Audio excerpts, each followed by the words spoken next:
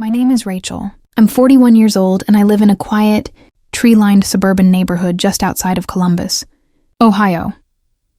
From the outside, my life has always looked steady, ordinary, almost peaceful.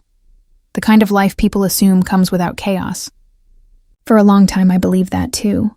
I had what most would call a good life, a stable marriage, a cozy home filled with warmth and laughter, a steady job as a school librarian, and the comforting nearness of family. It was the kind of life that looked complete on paper. But, as I've learned over the years, the things that seem simple from the outside are often the most complicated when you're living them. My nephew, Daniel, had always been an important part of my life, almost like a second son to me. He was Caroline's boy, my younger sister's only child. When Caroline went through a painful divorce nearly a decade ago, Daniel spent more time at my home than anywhere else. Our house became a second home for him, a place where he could just be a kid again, away from the tension of his parents' separation. He'd sit at our dinner table like he'd always belonged there, play basketball in the driveway with my husband Mark, and spend entire weekends watching movies with my daughter Emily and me, wrapped in a blanket on the couch. The bond we had was innocent, natural, born out of love and familiarity.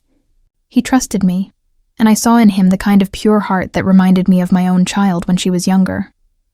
But life, as gentle as it may appear, has a way of creating moments that no one can predict, moments that etch themselves into your memory and change the way you see everything afterward. It all began on a quiet, golden Saturday afternoon, the kind of day that feels slow and still, when sunlight spills through the curtains, and even the air seems softer. My husband Mark was out of town for work, and Emily had gone to a friend's birthday party. For once, I had the entire house to myself, a rare and beautiful kind of silence. With the windows open and a light breeze carrying in the smell of freshly cut grass, I brewed a cup of coffee and put on some soft instrumental music. I remember thinking how peaceful everything felt. I sat down in the living room, my favorite corner by the window, with my old journal and a pen in hand.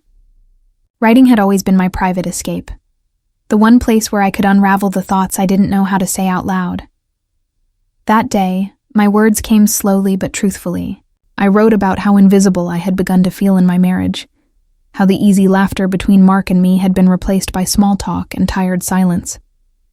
I wrote about the kind of loneliness that doesn't always come from being alone, but from being unseen by someone who once knew every part of you. I was so lost in my thoughts that I didn't hear the front door creak open, or the soft thud of footsteps down the hallway. "Hey, Aunt Rachel, you here?" Daniel's voice startled me, snapping me out of my thoughts. I jumped, clutching my journal to my chest as though I'd been caught doing something forbidden. My heart was pounding, my face warm. "Daniel, you scared me half to death," I said, forcing a shaky laugh. He stood in the doorway, smiling sheepishly, his hair a little messy from the wind. "Sorry, Mom said I could come by. I need to borrow a book for my college paper." Relief washed through me, though I still felt oddly flustered. "You could have texted first," I said with a small smile.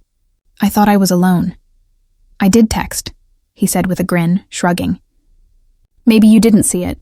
Is it okay if I check your bookshelf?"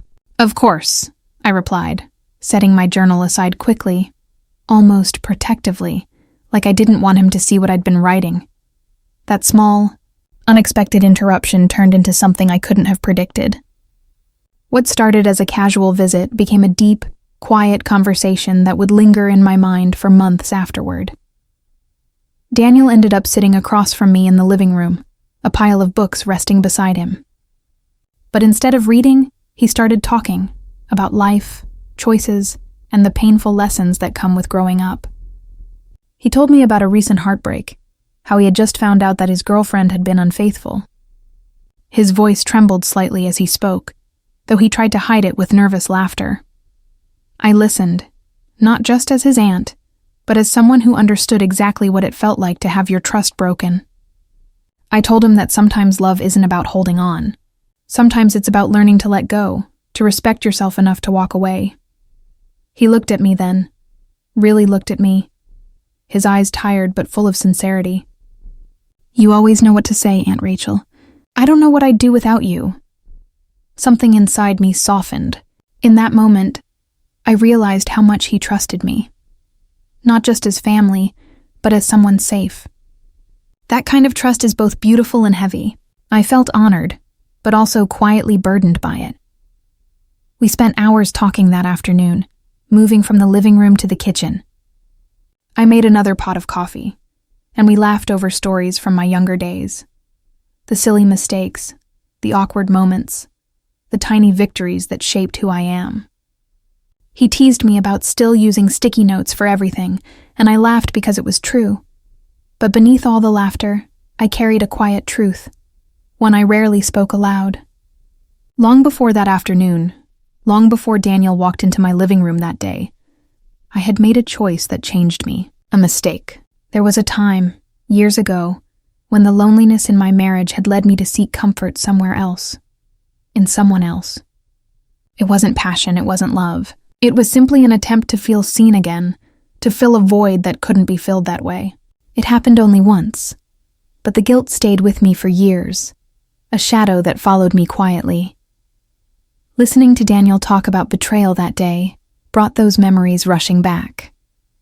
I saw in him the same pain I had once carried: confusion, disbelief, and the desperate need to understand why love can hurt the way it does. And in him, I also saw something I had lost for a long time: the belief that mistakes don't have to define who we are. The afternoon light began to fade, and the kitchen turned golden as the sun dipped lower in the sky. Daniel stood up to leave, the book he'd borrowed held tightly in his hand. "Thanks for everything, Aunt Rachel," he said softly. "You're the only person I can really talk to about this." I hugged him, maybe a little longer than usual, and whispered, "You're stronger than you think, Daniel. Don't ever forget that." After he left, I sat alone at the kitchen table, staring at my half-empty coffee cup. The house was quiet again, but my thoughts weren't.